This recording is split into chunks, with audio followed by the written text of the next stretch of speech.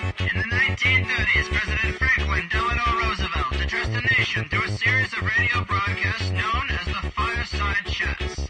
His aim was to reassure the common man that our society would recover from its troubled times.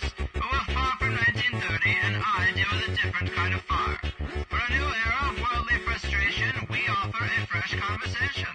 I'm Greg Carlwood, and these are the Higherside Chats. Welcome to THC, people. Drinking a little drink, smoking a little smoke. From San Diego, I'm Greg Carlwood, and as you well know, we talk about a lot of subjects on this show, usually stemming from one of the many branches of corruption, lies, and cover-ups on the shady tree of human exploitation. And it's a great thing to examine these branches in depth, but it's hard to make much progress on the branches if nobody's hacking at the root. And it's my opinion that the composition of these dark and sprawling roots on the shady tree of human exploitation is the monetary systems that we've always been under, and they've been the basis for the control. It's money that allows these crooked branches to grow. Now, this is probably the area where I find myself most at odds with 90% of the great guests we have here on the Higherside Chats, but not today. Today's guest has seen the horrors of living within a monetary system, both in the ancient and modern world, and is brave enough to be speaking out about it. Michael Tellinger is an author, researcher, and scientist, often considered a real-life Indiana Jones. His deep level of archaeological study has made him an authority on the origins of mankind. He's laid out this research in several books entitled Slave Species of the Gods, Adam's Calendar, and Temples of the African Gods, and I'm psyched as hell to have him here on the line all the way from South Africa. Michael, welcome to the show. How are you, Greg? Nice to be talking to you all the way in San Diego. Absolutely, man. It's a real pleasure. I know we set this up kind of last minute because you're busy getting ready for a long U.S. lecture tour, and your work is so vast we could talk about all sorts of things, but I'm hoping we can start by talking about the ancient world and how we became a slave species of the gods, as your book puts it, and then transition to the notion that a notion that people are a little bit less comfortable with, and that's that we're still a slave species today. So, with that, let's shred up the conventional history. Can you give us some clues into the great human puzzle, a little overview into our origins, if you'd be so kind? Yeah, thanks very much, Greg, and thanks for that intro, because it's really important to bring together, as you introduced it, the past and the present. And what is fascinating, I find, at some of the presentations I did in the USA last year, when I started pulling in the current events of today and the complete and utter enslavement that we find ourselves in as a species today, towards the end of my presentation, some people got a little confused, and then they approached me afterwards and say, why are you bringing politics into archaeology and origins of humankind? Why are you mixing the two? Right. And I was astounded to hear that, because what is really critical for us to realize is that we are a product of our past. And if we don't know who we are and where we come from, how could we possibly think we know where we are going?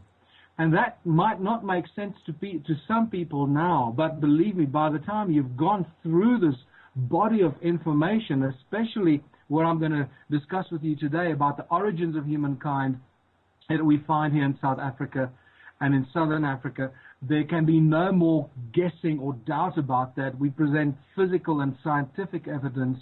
You see that it's a continuum and a continuation for thousands and thousands of years of control and abuse of the human race that results in who we are and what's happening to our species today. And that's critical. So let's get back to your first question, or what you started off with, the origins of humankind in Southern Africa. Sure. This is a fascinating subject. I don't think there's anyone alive today that hasn't asked themselves the three sort of holy grail questions, I guess you can call them, what I call the great human puzzle. Who are we? Where do we come from? And why are we here? And the moment you ask those questions and you start scratching around and looking for answers and clues, very quickly you realize that that is a bottomless pit of layer upon layer of clues and disinformation and misinformation, and you've got to wade your way through these layers of very interesting research and stuff. And that's why it is a field of research that so many people are attracted to. And I guess I was very fortunate to find myself here in South Africa, where many people for many decades have been saying that this is the cradle of humankind. And it's been interesting for the last several decades how the so-called cradle of humankind has shifted from sort of East Africa, from the Tanzania, Kenyan area where the Leakeys have been doing a lot of archaeological work and sharing their research on the early Australopithecine remains and so forth, and reaching conclusions that humanity has evolved out of those kind of little cretins and so forth. But as more and more research has found its way into mainstream, you find this origins of humankind making its way further south until it finally ended up here, and right here in smack bang in South Africa, in which we now call the cradle of humankind, and one specific place, Sterkfontein Caves, which is just outside of Johannesburg.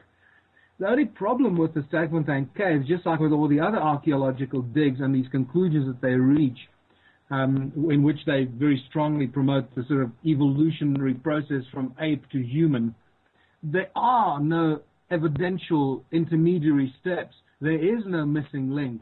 And that never-ending quest for the missing link continues until you step outside of that box and you come to where I now am and find myself in the mountains of Mpumalanga, and you start looking at the vanished civilizations or the mysterious stone circles of Southern Africa. And suddenly, everything that you've read in all the books of Zechariah Sitchin that many people still are trying to, prove to be false and so forth.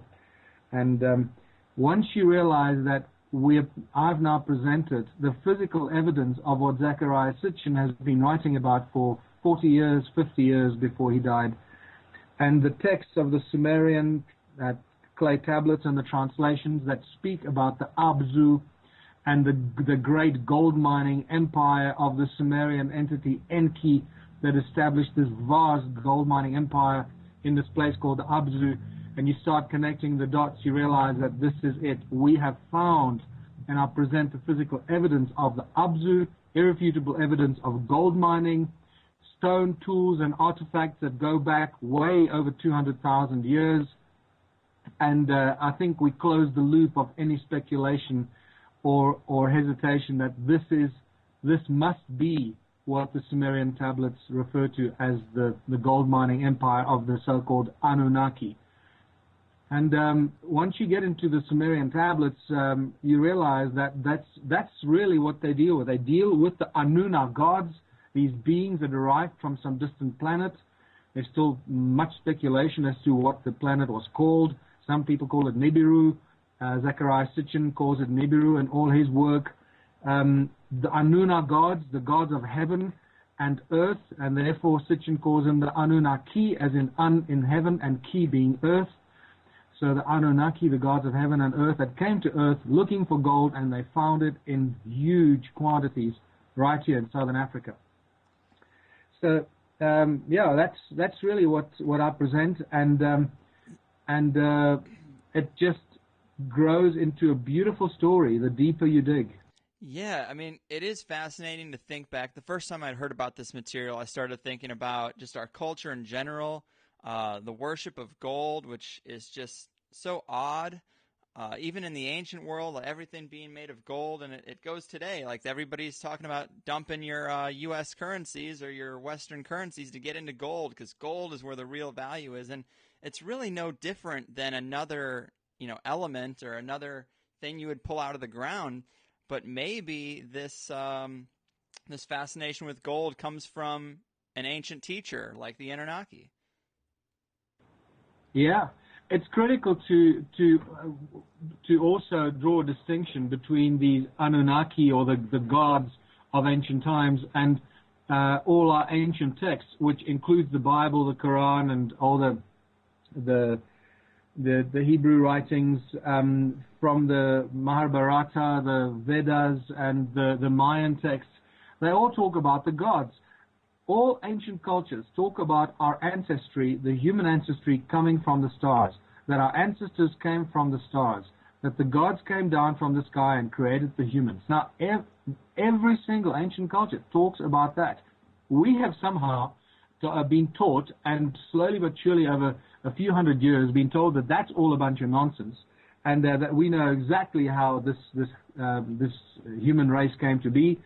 And we started teaching our children this, the story about the ape man on all fours, slowly but surely standing up and then walking upright, sitting behind a computer. That's all as nonsensical as anything else you can come up with. That's just another theory that has never really been proven. And I need to remind people, which I do in my presentations, that it still remains a theory of evolution. It is not a fact of evolution. It remains a theory of evolution. But we've started teaching it as fact. And many people now believe that it's a scientific fact, which it is not. Mm-hmm. Just like it's the theory of the origins of the universe has now been put to the Big Bang. The Big Bang is where the universe comes from. Well, that's just a theory. We don't know where the universe comes from. So all these things, and even Einstein's theory of relativity, these are all theories. But because our education system is completely and utterly controlled by those who print the money, and we're going to come back to that, you realize what the agenda is. And once you start seeing the obsession with gold, the control of humanity, how humans have been controlled and manipulated over thousands and thousands of years to where it leads to today. The same group of people that were controlling the money 6,000 years ago when we find the first Sumerian clay tablets and the first references of money and banks and the temples in Sumeria that acted as banks and the priest kings that acted as the first bankers. It's spectacular when you start putting that together. You realize that nothing has changed, It is crazy. I mean, we talked a little bit about the physical geological evidence, the stone circles, the gold mining things that you found, the tools. But you also suggest that it's not that this alien race came down here and just found some stupid people and tricked them into this big gold mining operation. There's apparently evidence that we were actually genetically engineered. Can you go through some of that evidence, maybe in our own DNA? Oh, absolutely. And this DNA evidence has been lurking in the background for many decades. It's just the people that discovered the DNA. What's fascinating is that I'm not sure if it was Watson or Crick or both of them that admitted that they were both high on DMT or acid when they actually came to see the imagery and discover the double helix of the DNA. What's fascinating is that we get the Sumerian translations, especially in Sitchin's work, is absolutely specific about how the human race came to be, how the Anunnaki found the gold. They mined it themselves for a long time until they realized they weren't getting enough of it and they needed help. So they decided to clone a new species specifically for the purpose to help them mine the gold, to be the slaves in the gold mining operation. And that's where humanity suddenly makes its appearance. And many of the things that I present in my work and my research points to that event, especially the discovery of Adam's calendar as a flagship among the millions and millions of stone circular ruins. And I need to just put this into context. I'm not talking about a few hundred or a few thousand circular stone structures. I'm talking more than 10 million stone circles scattered throughout South Africa and Zimbabwe and parts of Botswana and Mozambique.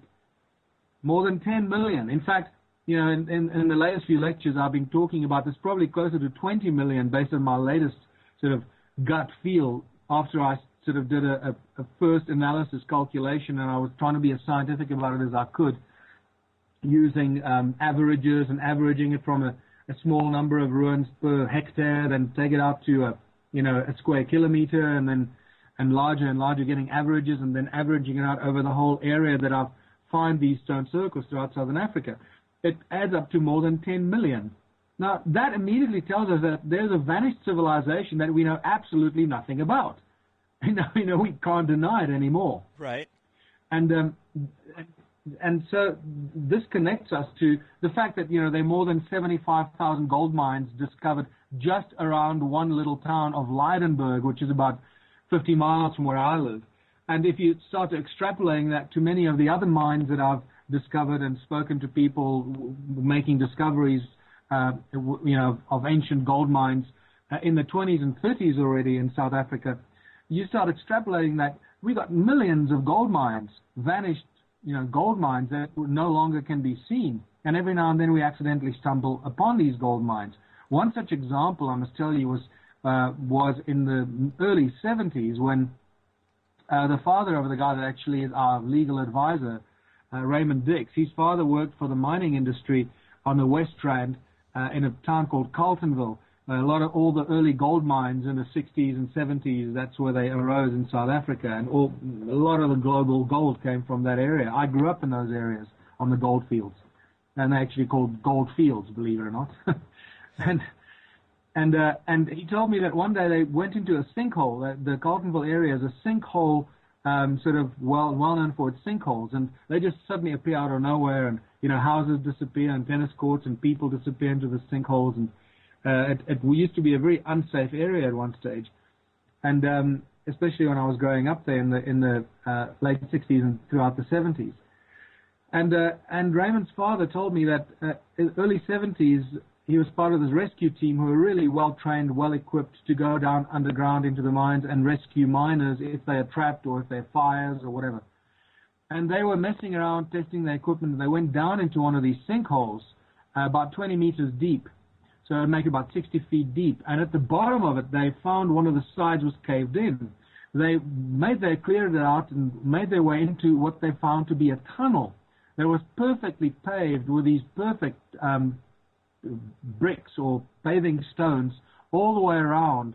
And several meters into the dark tunnel, they discovered an exact replica statue, what you find often in ancient books and in South America, of Viracocha, the Inca god Viracocha, who's inextricably linked to the mining of gold.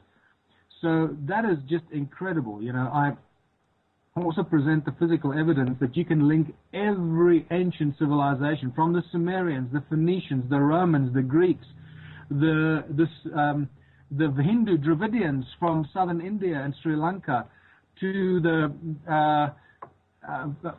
Incas, as I mentioned, and also the Dogon people of Mali. You can connect and link them to their activity here in South Africa many, many thousands of years ago, and the Egyptians as well, with their Ankh and various other symbols, to the activity here in South Africa long, long before the other so-called cultures and civilizations arose. And I can say that because I've looked at the carvings that they left behind that indicate their presence here of those people, where those civilizations arise from. And if you just look at the erosion on these carvings, you realize that we're dealing with something extremely old. It's not something that was carved just a few thousand years ago. But I think just to come back to, I digress a bit from the genetic cloning side, because there are a lot of geneticists that have unfortunately, it's such a vast subject, it's very easy to slip away into a sideline and get carried off. Of course, that's a positive thing. That's a good thing. Yeah, exactly. So to come back to the genetic cloning side of it, it's really, our whole human DNA is a huge mystery. There's so many anomalies to do with what's going on with our DNA, the fact that we use so little of it, and yet there's so much potential encoded in it. What came first, the RNA, the DNA? How did it all happen? How did we get to be this very bright species, while all the others are completely, far removed from our level of understanding and intelligence? And why do we have 23 pairs of chromosomes and the ape species have 24 pairs of chromosomes, and so it goes. And many geneticists have put out categorical statements on record that our DNA is not of this planet. Our DNA is of an alien source. Now, obviously, the mainstream media and the education departments and the textbooks at school are not going to pick up on that. They're going to continue printing and teaching the children and our students what they want us to believe. So you're not going to find that in mainstream education until you start looking at those who are working on the fringes and doing some ridiculously exciting and interesting research. And one such researcher now works with Nassim Haramein in Hawaii. His name is William Brown, and he's one of the brightest lights in the field of genetics and DNA research. And William, if you just look him up and go to his website, you'll get a lot of interesting information about our DNA and what it really is. DNA is not what we think it is, and it actually is formed in completely different ways to what we believe. And that makes it even more interesting and exciting, because that brings us to the many belief systems that we find in ancient cultures. Not only that the human race was created by the gods that came down from the sky, that all ancient cultures keep telling us about, and we keep denying it because our textbooks say so, but they also tell us about how the universe was created and how everything came into being. And at the foundation of that is this thing called sound or resonance.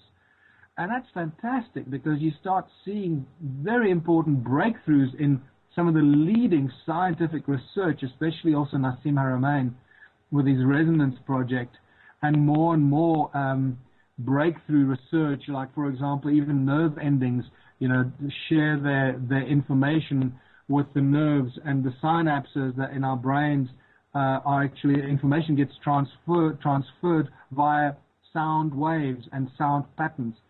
And you start realizing that sound is at the core of all these things. And that's really critical, because that's what I've discovered these millions of stone circles are all about. Mm-hmm. They generate huge amounts of sound energy. And that then leads to the conclusion that whoever built these were incredibly advanced in their knowledge, their understanding of the laws of nature, and then what they did with it. Mm-hmm. And then obviously the obvious conclusion is, and the evidence points, it was all about the gold.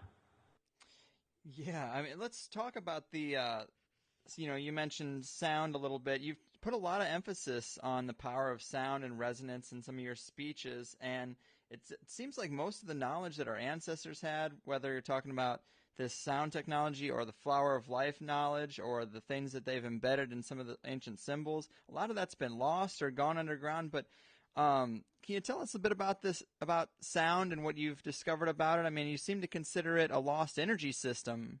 Well, yeah, absolutely. Because I really believe that this is what Nikola Tesla discovered. Mm-hmm. Well, I must just tell you, just in case your listeners are still not getting it, every one of these stone circles, these 10 million stone circles, or more than 10 million stone circles, is a sound energy generating device.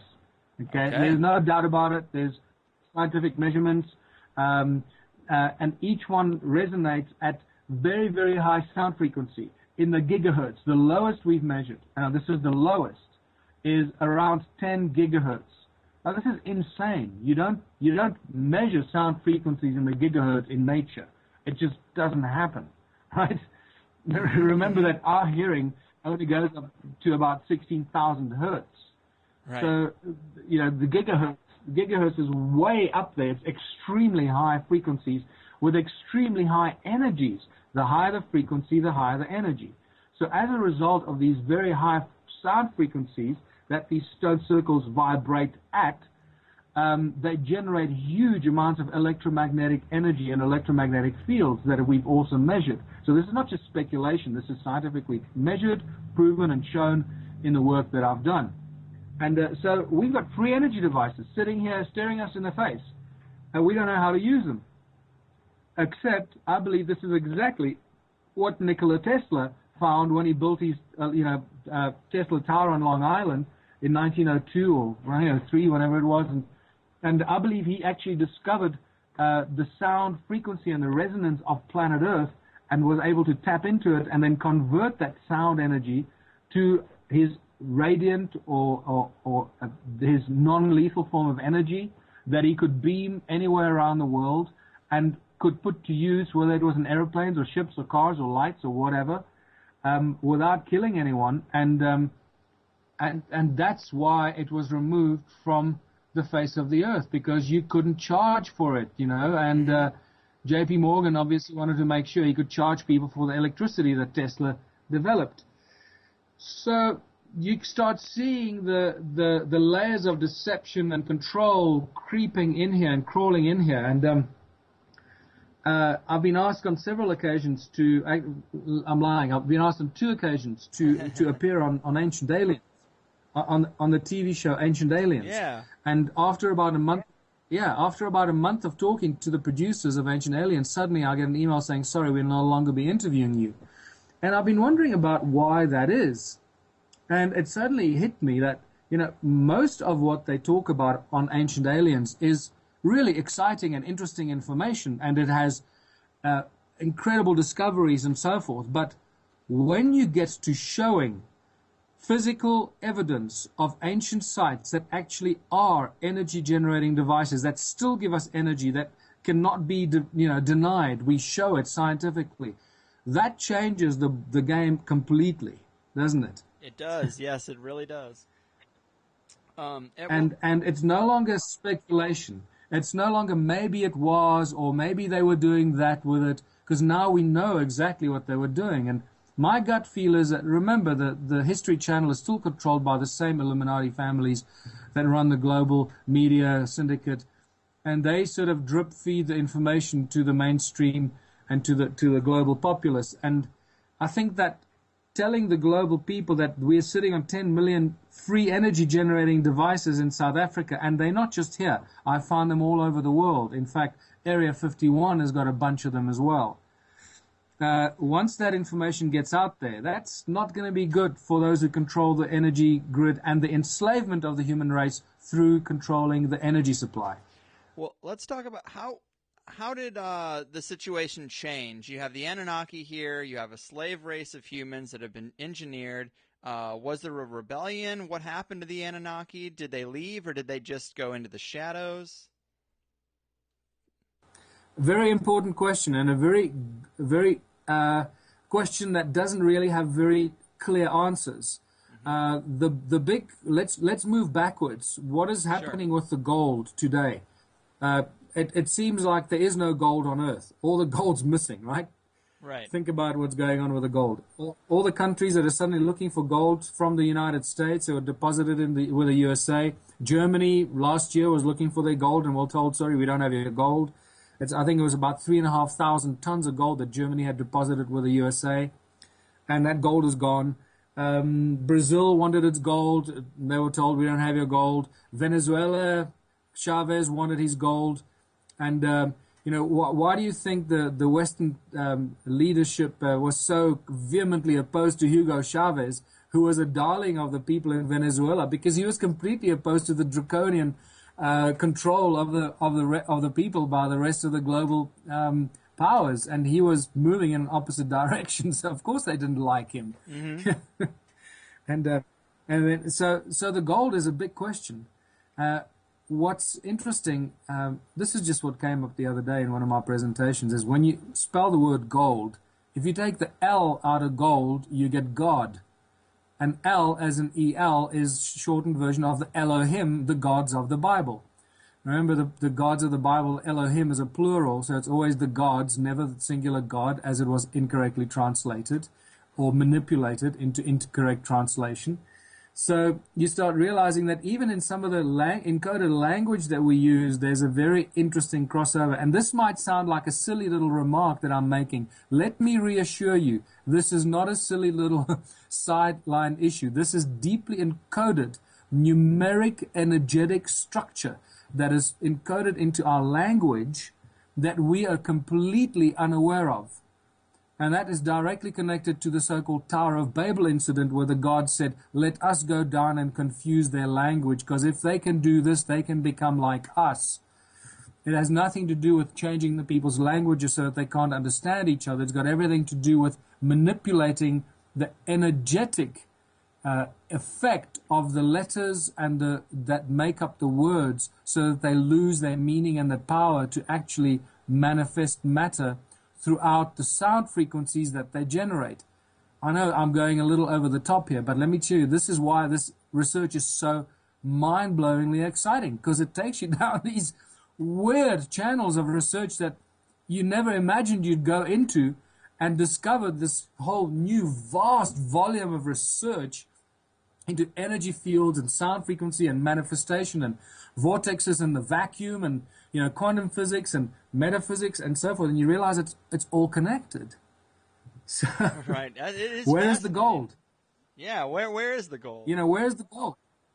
The gold is not here. Is it in the Vatican banks? No. Well, I guess much of it is probably hidden and stored in the Vatican. Oh boy, the gold. That's the big thing. Remember that our obsession with the gold, human obsession with gold, is not a human obsession. We inherited that from the Right. gods. And I say specifically the gods. In the Bible, the Elohim, God, comes to in Genesis 2, when Adam is alone on earth. Eve had not yet been fashioned from his rib. So Adam is alone on earth. He's never heard of gold. He's got no worries about gold, right? I'm now going with the flow of the story.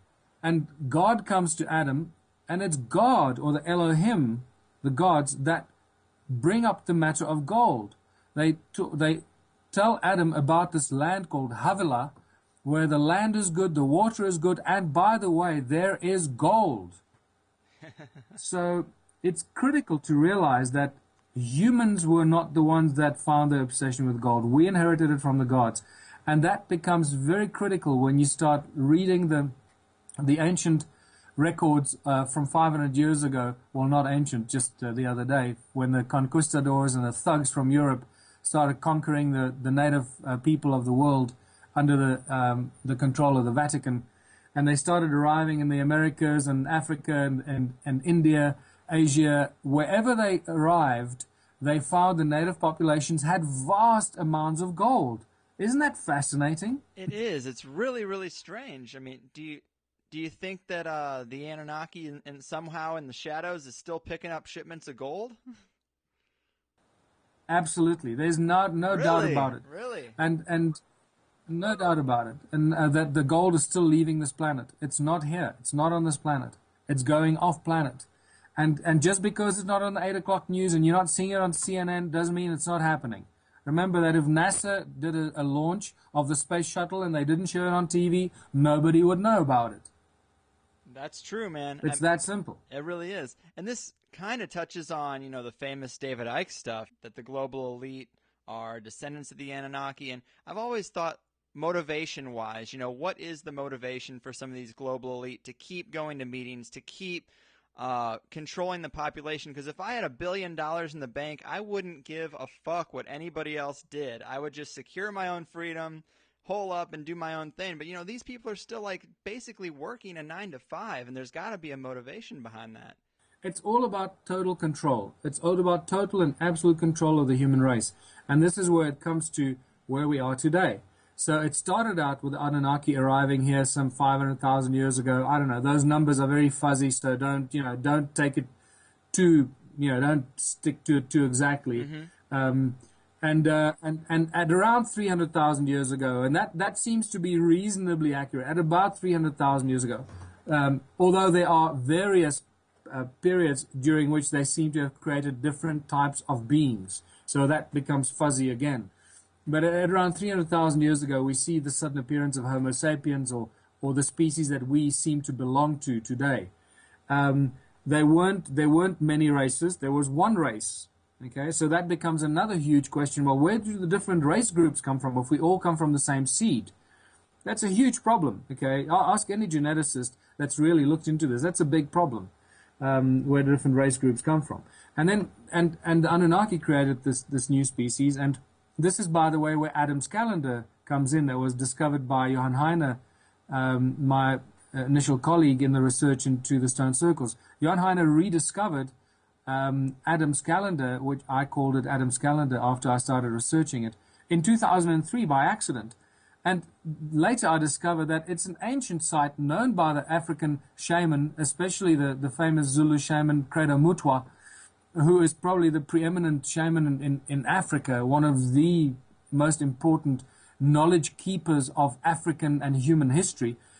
Credo makes it very clear to me and to everyone else that Adam's calendar, or as he calls it, Inzalo Yelanga, which means birthplace of the sun, as in S-O-N, the son of the gods. This is where humanity was created by the gods. And that's it. It's as simple as it is. If you don't want to believe it, that's fine. That's your own problem. Get on with your life. Go to your 9-to-5 job and, retire and die. Right. Otherwise, get caught up in this amazing new wave of information that's reaching us. Realize that it's far more mysterious and intriguing than we could have ever imagined. So here we find ourselves at Adam's calendar, or Inzalo Yelanga, and that is the flagship among all these millions of stone ruins, because that, I believe, is actually one of the portals that they used to beam the gold up from. And I have plenty of scientific evidence for making such a ridiculous and outlandish suggestion. So it gets really exciting. So I believe the gold is still leaving, but there is still huge amounts of gold on this planet, buried in underground tunnels, in secret places. And Southern Africa is one of those places where probably most of that buried gold is found. The Mesoamericas and South America, Peru, Bolivia, and so forth, that part of the world has got huge amounts of underground tunnels with huge amounts of buried gold. I'm talking about processed gold, not gold in ore. Processed gold bars and coins that are lying in these tunnels. Now, the technology to find that exists. There are many people that have this technology. And I've been privy to such information from the guys that have been researching it. And when you start seeing the amount of gold that is hidden in these tunnels, it raises a whole lot of questions. The fact that they're still processing it and getting it off this planet under the cover of night or away from, out of sight, and making sure that those areas are secured and the gold gets extracted and removed, and nobody knows about it. Yeah, that is really wild. I mean, so you got this system where, we've been programmed to worship gold. We've been programmed to be controlled by money. And let's switch gears a little bit and talk about money in the modern world. I have a ton of guests that come through and talk about lies and corruption and ending the Fed, etc. But 9 out of 10 times when I try to take it a step further and say we should get beyond capitalism altogether, it's like a switch goes off in their head and they immediately start defending capitalism as if they're on trial during the Red Scare. I mean, can you break down for the people how money and capitalism are like a big part of the foundation of our problems? Okay, absolutely. And that's critical, because once you've, become comfortable and gone over the shock that we are slave species created by these gods, these beings. And remember, this is also, I just need to also draw the distinction for a lot of people that might find themselves lost from a spiritual perspective.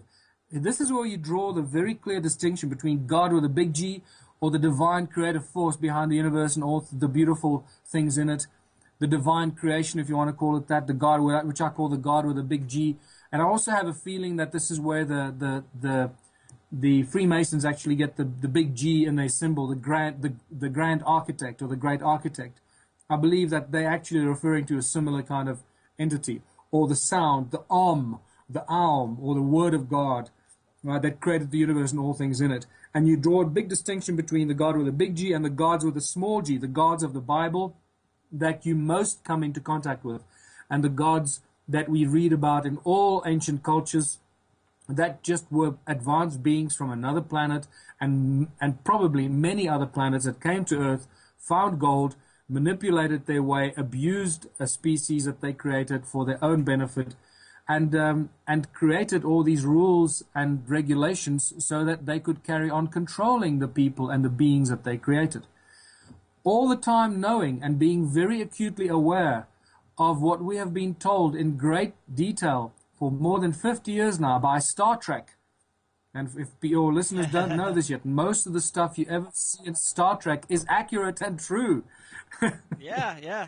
And one of the key things that we are taught in Star Trek is this universal law called the Prime Directive.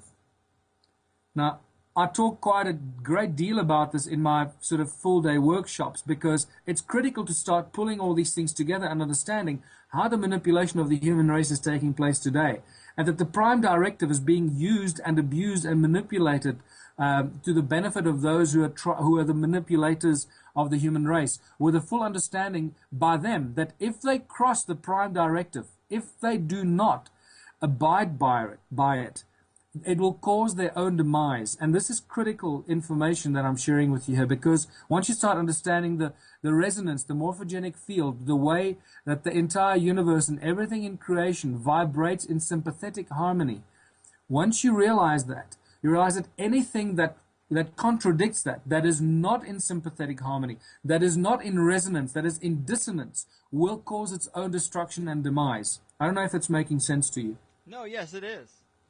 Yeah. So it's really a very simple principle. So the guys, call them the Anunnaki remnants or whoever they've become. It is really unclear because they're masters at deception. And, a lot of people have gone on record and made these bold statements and then find out later that they weren't exactly right. So let's just realize that somebody is pulling the strings, manipulating us on this physical level, enslaving us physically, mentally, emotionally, and most importantly, spiritually, making us forget that we are infinite fractals of the divine creator, that God is within us, that we have the same capacity to create and manifest, the same way that great, prophets like Joshua or Jesus or Yeshua, call him what you want, and many others that came before him and since him have told us that God is within you, that you can move mountains if you have faith. And that faith is not believing in a guy with a white stick or a white beard and a stick in the clouds. Well, that means believing and understanding that you are one with the divine creator, that you're a fractal of the divine creator. I hear what you're saying. Let me ask you one quick question though about this, as we're talking about spirituality, before we get into some of the monetary control stuff. I mean, I completely understand how, some people think we are, bodies are vessels for infinite consciousness here to experience, a 3D material plane. We are fractals of the great God, or what have you. I understand that, but then also the fact that we are genetically engineered, it almost seems like the two are in opposition. I can't seem to rationalize that, because in the same way we make computers, it's like they made us, and I see like we wouldn't have a natural place in the universe. So how do we then become beings of consciousness? Right. And this is where the work of Enki comes in. And I believe that I have some sort of a metaphysical connection to Enki. And a lot of this information is either revealed to me in weird ways or in other literature and so forth. And I guess this is why I've been making these discoveries, because this is all Enki's work that I'm sharing with the world, this mining operation here and so forth. Enki was also the guy that had the knowledge to do the genetic coding and the genetic manipulation into creating the new species. And Zecharia Sitchin goes into great detail in more than 14 of his books into how this all happened. And this is where Enki's work comes in. He realized that by creating a primitive species that was trapped and could not evolve consciously, he would be contravening the prime directive. And therefore he created a creature. And it's very clear in the translations of Sitchin, and this is fantastic when you start putting these pieces of the puzzle together, where you read where he encoded and I love the name that the Sumerians tablets give the DNA. They call it the entwined essence, which is so much more eloquent than DNA, isn't it? Mm-hmm. Yeah, that's good. So when he gave the entwined essence more parts that would allow the creature to grow and to evolve and to become wise and etc. So he allowed the creature to grow in its own consciousness and reach high levels of consciousness, and then join at some stage in the future, join the universal community of conscious beings. Okay, so that is really the process that he started, knowing that at some stage they would lose control of the slave race that they created, allowing them to become beings of their own consciousness. That was overridden by those who didn't want to let go and didn't want to allow this new species to reach their own universal, harmonious consciousness with the divine source from which we come. And it is that control that is now being imposed on us and has been imposed on us for thousands of years. And I think it probably started happening my research seems to indicate that that control started to happen after the Great Flood about 12,000 to 13,000 years ago, or around that period, after which a lot of this whole vast gold mining empire was destroyed by the flood. A lot of that evidence is found here that I present in my workshops and presentations. And And so Enki allowed us to grow consciously, and it is now we're at that point where we're discovering our divine seed in our DNA, and that we are ultimately destined for rejoining the source. And I believe that many of the breakthroughs that we've had in science and physics, especially quantum physics, I believe that, like, for example, the double slit experiment is a beautiful example that actually is the key and critical evidence, and that gives us the tools to understand or allow us to move back and allow us the understanding to reunite with source. Once we start understanding the really strange nature of matter at a quantum level, that it completely contradicts the, Newtonian physics, and supports much of what ancient cultures have been talking to us about, and about the power of thought and mind and how we can manifest and so forth. So yeah, it's critical. I think that what the Anunnaki also did is they did a lot of damage on this planet. There's no doubt about that. But at the same time, I think there are many of them who are still around, possibly not in a physical form, but a higher level spiritual form, that are doing as much as they can to help millions of us wake up and realize that we can and have the potential and have the ability to step out of this trap and this enslavement. And money is the tool of enslavement. So let's come back to this money. I think it's important at this stage. Absolutely. It's very important, and for those of you, and if you're in the United States during the month of July and August, please look at my website where I'm going to be presenting.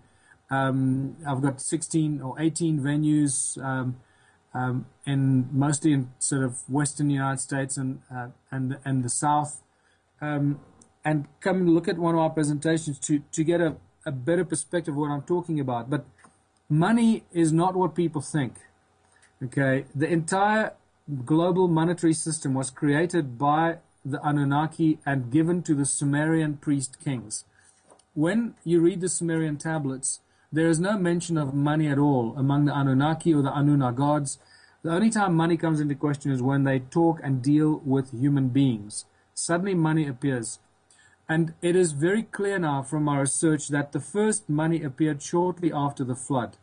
Money is not a process or part of evolution, so-called evolution. That is what the historians and those who are trying to deceive us with writing disinformation in our history books have tried to deceive us. They're trying to link the evolution of money to the evolution of the human race, and that is not true, because that'll make us believe that sort of it's hand in hand, that money evolved out of thousands of years of barter and trade. That is an absolute lie. That is not true. Money suddenly and mysteriously and overnight appeared in humanity, and I found the physical evidence for this the other day. It is brand new information, and you've got to scratch and look around for these things, and it's once again in the form of a Sumerian clay tablet that is in the British Museum of all places, right there in plain sight, as it always is, isn't it? Yeah. And this clay tablets, first of all, what happened after the flood is when we first see the appearance of kings and priest kings. This is when kingdoms on earth appear. Suddenly, out of the blue, you suddenly see kings rule the world. And that's just the most bizarre and mysterious thing that could ever happen. All you got to do is ask yourself, how did these kings come to be? Who were they? And how were they so powerful that they could suddenly impose themselves on all the other people with whom they must have lived before they became kings? Right? So here I am. I'm living in my community, in my village or my town. Everyone's living together, and suddenly tomorrow morning I wake up and I have a bright idea, and I call everybody together and I tell them, listen, as of tomorrow, I'm going to be this thing called a king. I'm going to rule over all of you here in this town and village, and all this land now belongs to me, and you're going to have to work my land to be able to live on it, and you're going to have to pay me taxes or bring me food so that you can live on this land that now belongs to me. what do you think the rest of the people in the community are going to do to you if you try and impose yourself like that on them? Yeah, you'd think they'd be coming at Right. you with pitchforks. Exactly. So how kingdoms suddenly appeared out of the blue is a great mystery. And yet the Sumerian tablets give us, once again, as they always seem to do, give us a very clear indication that the kingdom was lowered to earth from heaven. When the gods came down and appointed kings from among the men to rule over the people. And these priest kings, they were also the priests because they were the communicator between the gods and the people. These early priest kings that suddenly appear after the flood were given huge knowledge. They were given like magical tricks that they could perform with which they could subdue and control the people. And that is how they took control of the people, through fear and subordination and subjugation. Right? The people didn't willingly, enslave themselves to the kings. They were forced into working for these new priest kings that had these weird magical powers. And the first thing that these priest kings did, they introduced money and the concept of money and remunerating people with money. The other important thing is that money was never in the form of gold. Money was always in the form of silver because the gold belongs to the gods, like all the ancient cultures told the conquistadors when they arrived in the Americas. When they asked, who does all the gold belong to? They were told, the gold belongs to the gods, just as they did in Africa and in India, everywhere. So the gold was never used for money, and silver was always the first form of money. Now the clay tablet that I show is a beautiful example from 2046 BC from a Sumerian temple where the priest kings were operating as the bankers and the Sumerian temples were already operating as the first banks. And this clay tablet is probably the oldest bill of exchange that is available to be seen today. It's spectacular, and it records in writing in a clay tablet the deposit of 8 silver shekels into the bank, into the temple, to the priest king by this guy, and in return he gets given this clay tablet. It's spectacular. Wow. Nothing has changed. Yeah, that is crazy. And it's, I guess, the hardest thing to wrap your head around for some people is that this same mechanism would have lasted so long. But I feel like you can look into some neighborhoods just here in Southern California. You can see families of old money that has been there for how many generations? I mean, it doesn't take that big of a leap of faith to see that when something is instilled on people that it doesn't go away without some type of real radical change. It's still here today. Yeah. So, once you start realizing that money was synthetically introduced as a tool of enslavement, and I mean of absolute control and absolute enslavement, it just replaces physical enslavement. You still have to work for those who control the money. And who minted the money in the ancient times? The priest kings. Who wrote the bills of exchange? The priest kings. People couldn't read and write in those days. People could only read and write from very recently. Very recent years, there's still millions and millions of large percentages of uneducated and illiterate people in the world. So only those in ancient times, only the priests and the priest kings and their scribes could write and could issue these bills of exchange. So they could do what they want with those people and put the royal seal on it and take total control of the people for already more than 4,000 years ago. That's how far the evidence goes, and I believe it goes a lot further back in time. So the same system goes today. Those royal bloodlines have been in power and control of this planet for thousands and thousands of years. David Icke has shown that in great detail, and many other researchers. I don't have to redo that. I'm just picking up and showing the link of money and how that's been controlled together with the origins of humankind, the gold mining empire of Southern Africa, and where we are today. And unless we get rid of money, and unless we stop using this form of control that these banking families are imposing on every single living, breathing human being through our governments, through our large multinational corporations, until we stop using their private money, we will remain forever enslaved. That is the big awakening I believe we all have to go through. Man, I completely agree with you there, and that's what's so scary to me and off-putting when somebody defends capitalism so aggressively and refuses to think that there could be an evolution beyond that. But you actually, before we go, I want to talk about the system that you suppose, which is Ubuntu contributionism. Can you tell us a bit about what that is? Yeah, it's a simple system that's been used for thousands of years by native people of the world. Every native population around the world used the system of what Africans call Ubuntu. And I called it contributionism when I first wrote Slave Species of the Gods. I realized that we need to move beyond money, that money is the absolute tool of control. It is the hurdle to all progress. And, without money, we can't seem to do anything. The moment you remove money and you just put people there and their will to create and to develop and to initiate, to invent and to build and to construct, you suddenly have this huge abundance. So I propose the system of Ubuntu, which has the 5-point mantra: no money, no barter, no trade, no value attached to anything greater than anything else, because all of our contributions are and should always be equally valuable. And finally, a system and a society where everybody contributes their God-given talents or their acquired skills and passions to the greatest benefit of everyone and all in their community. It's as simple as that. You don't need money. We need love, we need food, we need water, shelter, we need science, we need architecture, we need beautiful, we need arts and culture, we need all the beautiful things that we can imagine in the world. The one thing we don't need is money. That is the one thing and the hurdle that prevents us from getting all those beautiful things that we've all been imagining in our lives. And to maybe finish, because I see we've done an hour already, it's really important to realize that a lot of people argue, say, oh, it's not, money is not the evil, it's the love of money. No, you're still disillusioned. You're still trying to find some sort of an answer that money should be used. No, money is the reason why we are so screwed up. Money is the cause for all the problems.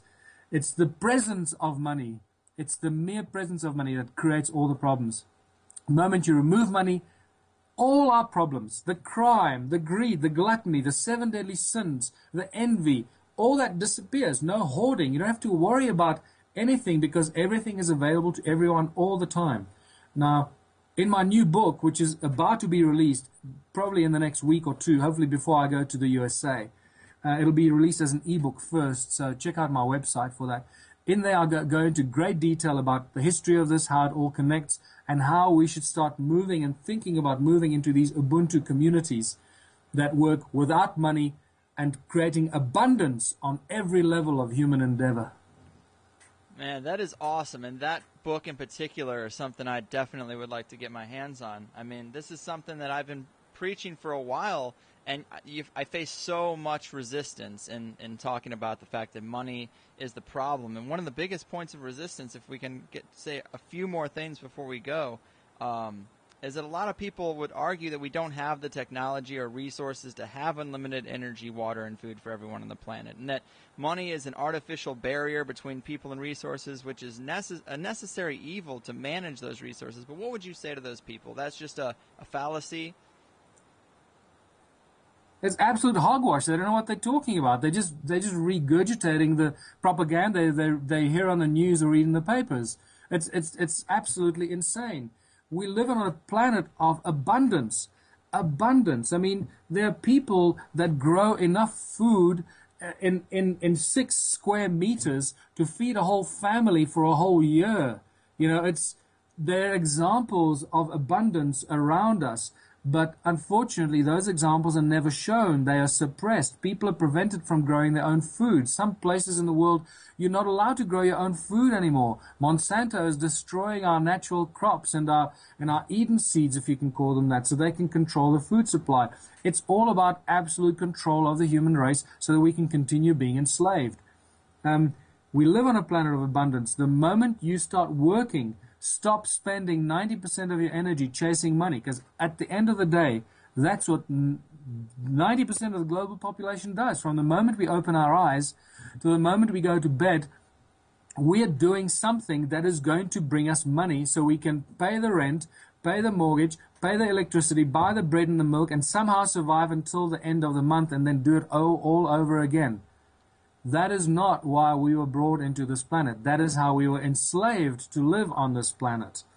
And this is why the ancient cultures lived in absolute harmony.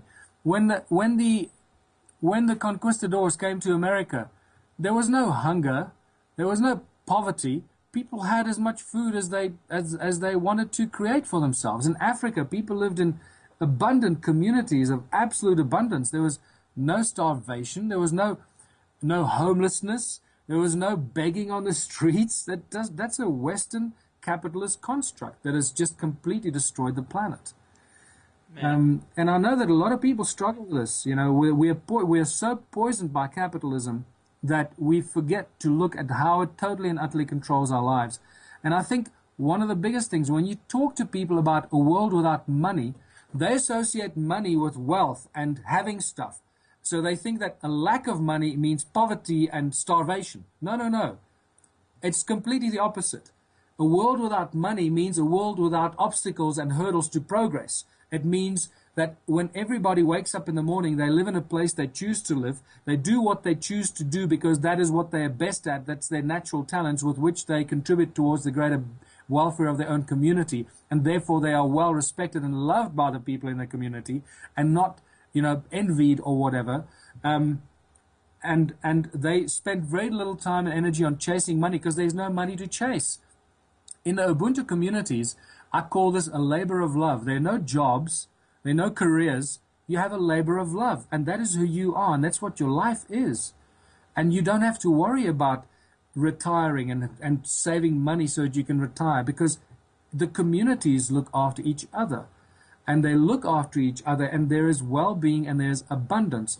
From rocket science, if you think about, if you let the scientists and the inventors and the farmers loose, and there was no restriction on how much they can develop, design, and grow, what do you think is going to happen? Right.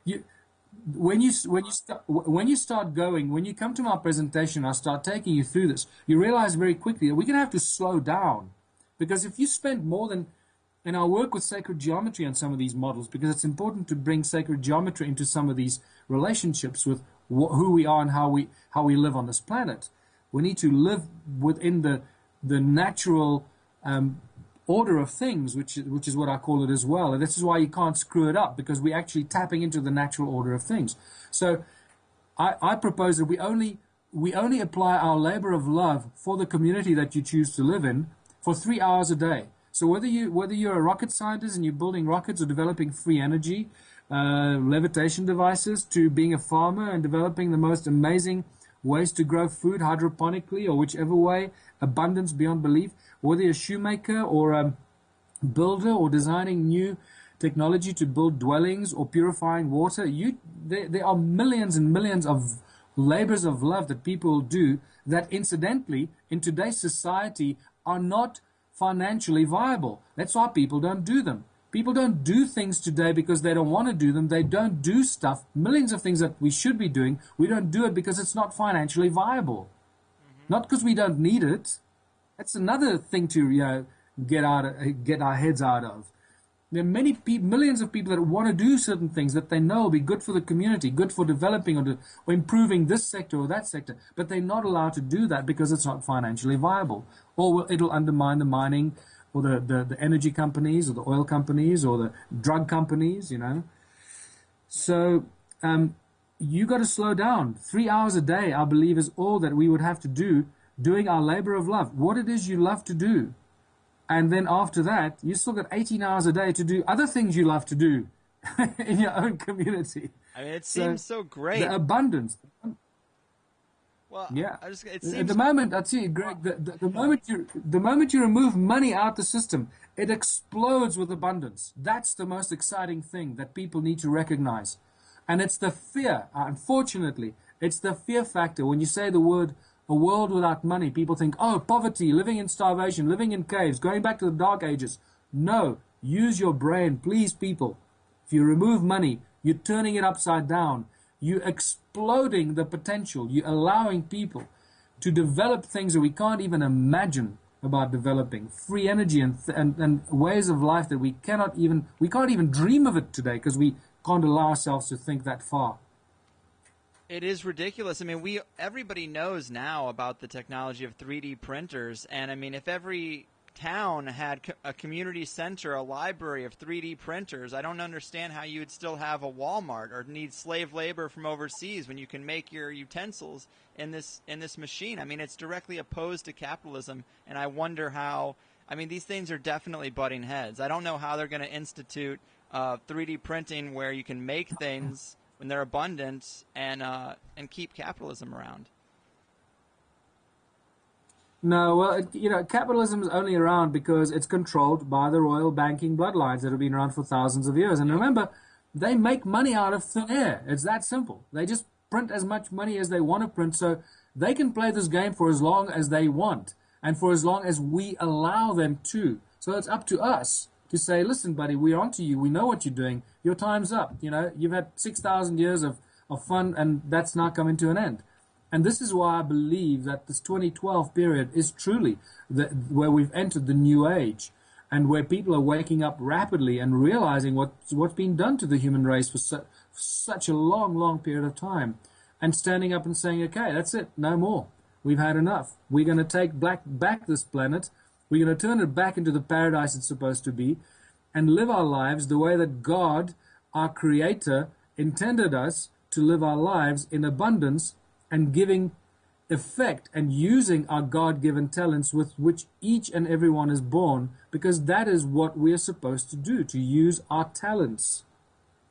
Man, it's fascinating stuff, and I know it's about that time. Before we go, I guess my last big question for you is, what are some of the concrete ways you would suggest we transition into this society? Because I'm a very cynical and depressed person, because I just don't think that people are waking up at the rate they must, or waking up to enough of the facts, because it's hard to get past that last layer, which is the monetary system. How would you institute these changes? How could we make some progress? There are going to have to be several and multiple prongs of approach. I don't want to use the word attack because that's negative. So we got to stop. First of all, we got to find ways to stop using the money that's printed by the private bankers. That's a tall order.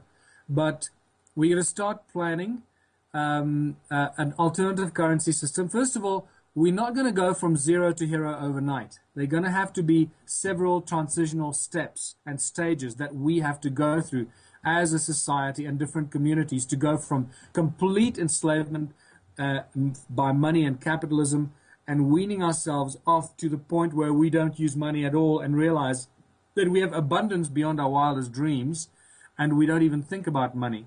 So I believe that the small towns and villages and communities that are far out of the urban city areas could be the seeds of this off-the-grid, completely self-sufficient and self-sustained communities that start to spring up from there. Once you've got fresh water and you're generating your own energy, and hopefully free energy will be here very soon, and that'll collapse the cartel very quickly. I believe that once a community comes together and pools its money on a monthly basis and starts to dictate to the authorities, whether it's the municipality or the council, whoever controls the supply of the services, the electricity, the water, or whatever, starts to dictate to the councils of what the community wants. I call it the Council of Elders. Appoint a Council of Elders from within your community. Make it a sacred geometry number, 12 around 1, like the 12 disciples around Christ, or Buddha, and let that Council of Elders, the wisest people that you have, that everybody trusts in your community, let they make them the spokes body on behalf of the whole community, so they can go and make demands on behalf of the community. If those demands are not met, then start pooling your money into a trust fund or a trust account that the elders keep control of, and stop paying those who are supposed to provide you with services until certain things get delivered. What can also then happen is you can have a vote of no confidence in your local council or municipality. and replace the mayor and replace the council and replace them with your own council of elders. And very soon, very quickly, you can then have your own council that then controls the well-being and the expansion growth for the benefit of the town. That's on the sort of political front, that kind of maneuver. On the other side, start pooling the money in the community and start developing community projects.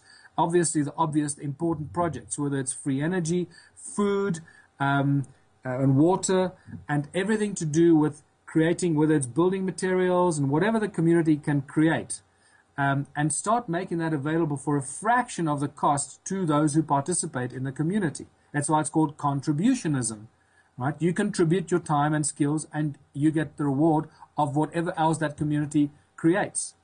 And it's not a barter or trade. If I give you 10 eggs, I'm going to get one loaf of bread or whatever. It's none of that. It's you contribute what you're good at, and that entitles you to have access to all the other things that are being contributed by all those who are contributing. So it's like a pooling of resources that everybody benefits from.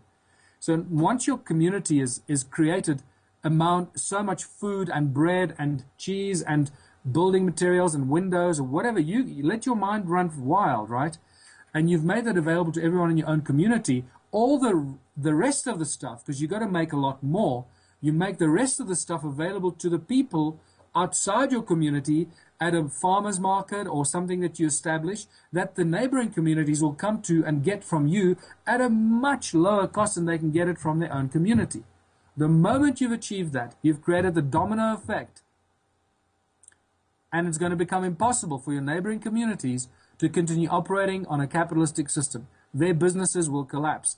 And either they will have to adopt the same system that you've got in your village and your community, or their businesses will go belly up.